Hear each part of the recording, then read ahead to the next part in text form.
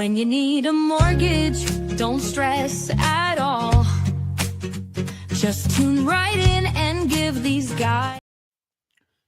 Good morning, YouTube. Today is Tuesday, March 25th. I think it's Tuesday. I have no idea what day it is. Good morning, fellas. What is going on? Good morning. Good morning. I agree with you. I have no clue what day it is anymore, and the days just seem to go by quicker than I could even blink. Could have been a Friday. As I was saying that, it could have been a Friday. I had no idea, but hey, big day in my world. Today starts RV season for 2025, getting that bad boy, heading to inspection to those wonderful boys down there at Carnegie Motors. So if you have an RV, you need local Pittsburgh work, send it there. Send it on down to the Carnegie Motor Boys. Funny you should say that. I'm taking the old Tahoe down to Carnegie Motors today at 9 a.m. as well for the yearly auto inspection. I think I might need an oil change too, but they do it all down there. Yep. Anth, you got any inspections you need done? I'm coming up in July. It's coming up. Couple months for him. So fellas, today we're talking about appraisal waivers. We hear a lot in the industry about, hey, so-and-so lender didn't need to complete an appraisal, or hey, why did Billy get an appraisal and Susie didn't need an appraisal, and all that fun stuff. First off, okay, we want to be as efficient as possible. We want to make sure we get closing done as quickly as possible so you as real estate agents gets paid. That's number one. That's what the appraisal waiver is all about. It's about efficiency. But we don't flip a coin to pick which clients get an appraisal waiver and which clients don't get an appraisal waiver. One, you have to meet certain guidelines. Only on conventional loans, have to have at least now 10% down. Used to be 20% down, now it's 10% down. And then we put it through an automated underwriting system, and it literally tells Anthony, Tom, and Ryan, I think that's how the song goes, if we're getting an appraisal waiver or not. So, and it's crazy because some folks think like, hey, can you get Billy an appraisal waiver? And we all know that's not how it really works. Yeah, the appraisal waiver is actually, I mean, it's great when you get one because it definitely saves on time, saves the client the appraisal money, but there is multiple factors. So, 10% down minimum. It does base it on the overall, though. The government has to have data on that property or that area to substantiate at least the purchase price. So if that happens, as well as, debt ratio is good, credit's good, it's a whole thing of factors, but that appraisal waiver comes through and, we're saving the client money and saving on time. So yes, exactly. So here's the idea, though. It's more than what Anth is just saying. It's more than saving the buyer just money on the appraisal. If you work with us properly, if the buyer goes through the proper pre-approval steps before you put that offer in, we can tell you if we have an address, if the buyer's fully approved, we can tell you if there's an appraisal waiver. So just think as a buyer's agent.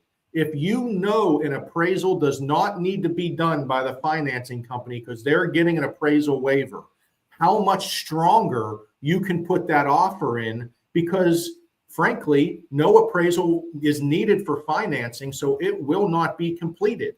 That's how our work is done. When the buyer is pre-approved, Tom, we can throw that address through automated underwriting, and then it will tell us if we're getting that appraisal waiver, and it definitely behooves us to get that info sooner than later. Yeah, I mean, that is such an advantage to us as helping your client and working with your client so closely. Appraisal waiver is a great thing. We want appraisal waivers.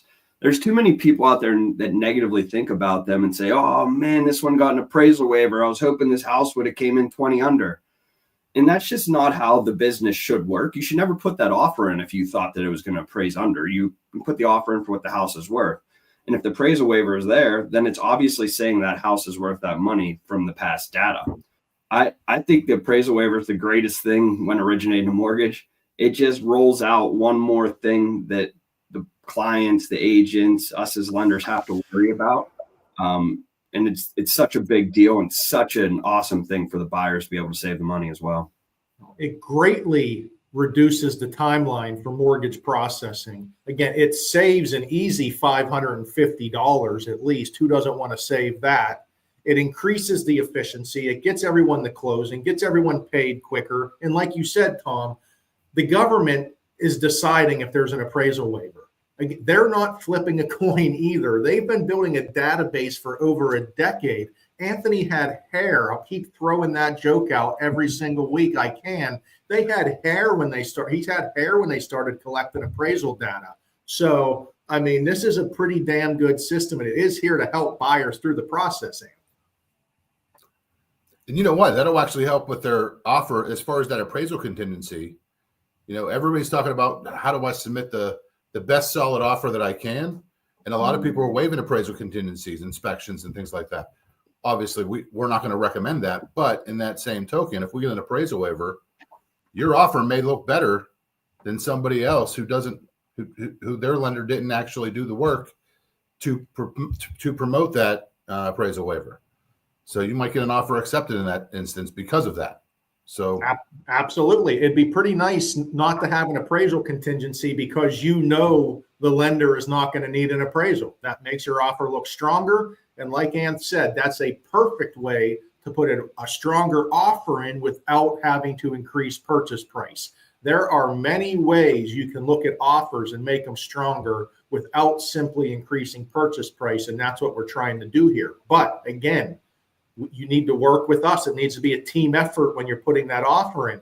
Call us, put the estimate in, talk to us. What are we thinking? Hey, can this buyer get an appraisal waiver? Again, if they're not going conventional and they don't have at least 10% down, they can't get an appraisal waiver. But if they do meet that mold, if they are fully approved, if we have income documentation, we can then run it through and figure it out. But please remember, it is address specific. If we put an offer in on 123 Main Street and we got an appraisal waiver, that doesn't mean 1234 Main Street will have an appraisal waiver. It is absolutely property specific. And just because the neighbor got an appraisal waiver doesn't mean this neighbor gets an appraisal waiver. It all is about the data the government has on that specific property. No, yeah, well said. I mean, again, we keep throwing it out there. Appraisal waivers are good things. There's too many people out there thinking that it's something bad and negative. It is a good thing to get an appraisal waiver. Yeah, we are not here as a mortgage company to negotiate down purchase prices. We receive a sales agreement. The property has to appraise for the purchase price or the appraised value, whichever is less. That's what we go off of. So if you're looking to get a lower price off of an appraisal, you are looking at the system completely wrong. That's not what we're here for. Negotiate your lower price before it gets to the financing company, because again, we have to go off of data, not off of what we always hear this, right? Buyer and seller agree to this purchase price. That's what the home is worth. Not true. Absolutely not true. That's what it's worth on the real estate side. That is not what it's worth on the financing side. The second you decide that you need a mortgage, the home is worth what the appraiser says it's worth, and that is based off of comparable properties. It really has nothing to do with what buyer and seller agree to on this specific transaction. You have to have the comps to match your sale if you're getting a mortgage. If you don't like that process, go to $1 million listing, do your all cash offers, and good luck in life. But when you need mortgages, we need to follow the mortgage rules. Yep, 100%. Good stuff. Mr. LaPera, you got anything else for us? All solid info. Yeah. So again, guys, call us if you have buyers putting in offers and you want to make your offer stronger. Work with your loan officer. Don't just hit them up after the fact that we got an offer accepted. There are ways that on the financing side, we can help make your offer stronger. So there you go. Go get them. It seems like the The seal is off. The spring market is here. So put your helmets on. It's hard hat time. And we'll throw some other Mike Tomlinism out there. And the standard is the standard. And let's go get them, fellas.